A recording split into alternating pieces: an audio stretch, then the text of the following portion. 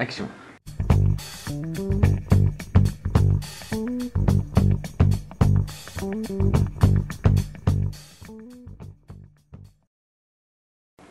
Bonjour, je suis Stéphane Fuchs, le président exécutif d'Avas Worldwide, le 6e groupe de communication.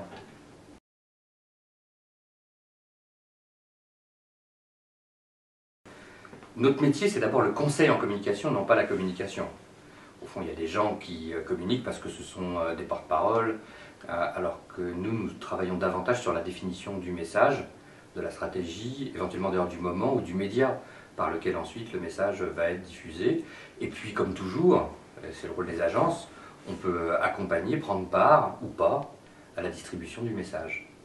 Les réseaux sociaux modifient la donne et en même temps ils sont aussi, on va dire, un média complémentaire. Alors ils modifient la donne pourquoi? Parce qu'on passe d'une communication descendante au travers des médias traditionnels à une conversation dans laquelle en plus on est soumis au jugement critique des internautes. Un des éléments frappants, c'est qu'aujourd'hui les internautes produisent eux-mêmes du contenu. C'est plus les marques qui produisent seules du contenu, c'est les internautes. Ça change radicalement la donne. Ça veut dire qu'on est passé d'un monde dans lequel on pouvait maîtriser le contenu et les messages d'une marque, que ce soit d'ailleurs une entreprise, un produit, un homme politique, c'est de ce point de vue la même chose, à un monde dans lequel une large part du contenu qui parle de vous vous échappe littéralement parce qu'il est fait par l'espace du social media dans lequel les gens s'expriment.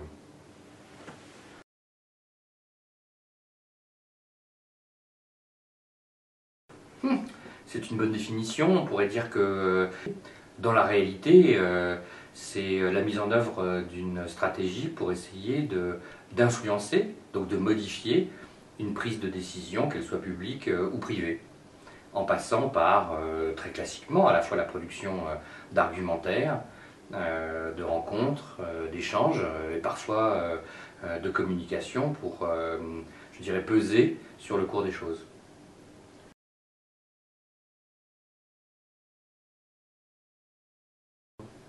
C'est d'abord d'avoir quelque chose à dire.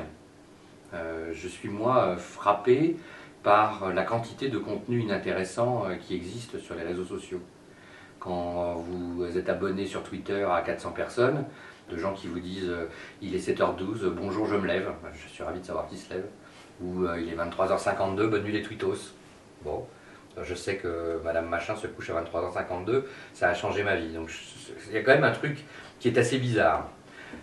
Traditionnellement, on va dire jusqu'à aujourd'hui, on mesurait l'influence dans le monde social à la fois au nombre de personnes qui vous suivent et au nombre de retweets ou de posts qui existent sur le contenu que vous avez produit.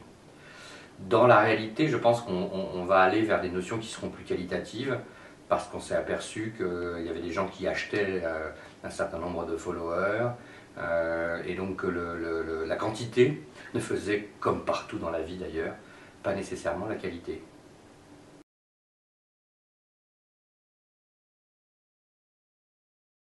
Oh, en politique, c'est assez simple, on mesure la réussite ou l'échec au résultat d'une élection. C'est ce qui en fait d'ailleurs une discipline qui est formidable, c'est que quand vous faites du marketing traditionnel, vous lancez une voiture et vous avez un objectif de 4% de part de marché, vous êtes à 3,95, bon, on va être un peu déçu, mais personne ne va vous égorger. En politique, à 49,9, vous êtes un crétin, à 50,01, vous êtes un génie. Ça a l'avantage de, je dirais, la simplicité du fait que vous avez gagné, vous avez perdu. Il n'y a pas de deuxième place en politique. C'est ce qui fait tout l'intérêt pour les gens comme nous, de la poussée d'adrénaline, de l'enjeu majeur qui consiste à ne pas juste être bon, mais aussi être meilleur que les autres pour bien réussir une communication politique.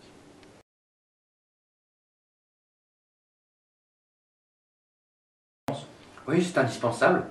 Aujourd'hui, on ne peut pas se passer du premier des médias, qui est le média digital. Comment ne pas voir que Facebook, avec 1,3 milliard de personnes, est le premier média au monde. Et donc, ne pas faire attention aux médias sociaux, ne pas faire attention à ceux qui ont une influence et une place sur ces médias sociaux, et qui sont devenus d'ailleurs des médias par eux-mêmes, parce qu'ils produisent du contenu, les blogueurs spécialisés dans toutes les disciplines, que ce soit la finance, les télécoms, la politique, la culture, etc. sont pour nous des influenceurs que nous traitons comme on traiterait n'importe quel influenceur. Nous cherchons nous aussi à entrer en conversation avec eux.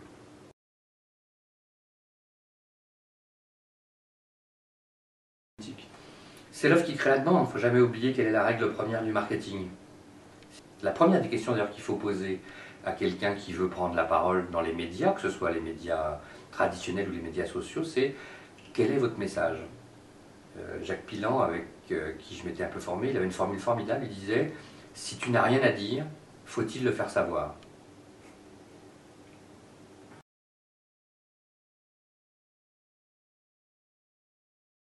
Je pense que de toute façon, on a à la fois besoin d'outils informatiques de plus en plus sophistiqués qui travaillent beaucoup au sein de notre division média sur le suivi de tout ce qui se passe dans les réseaux sociaux, pour savoir d'ailleurs où est-ce qu'il faut acheter pour nos marques et pour nos produits de l'espace publicitaire et comment être le plus pertinent et le plus efficace pour les marques que nous défendons.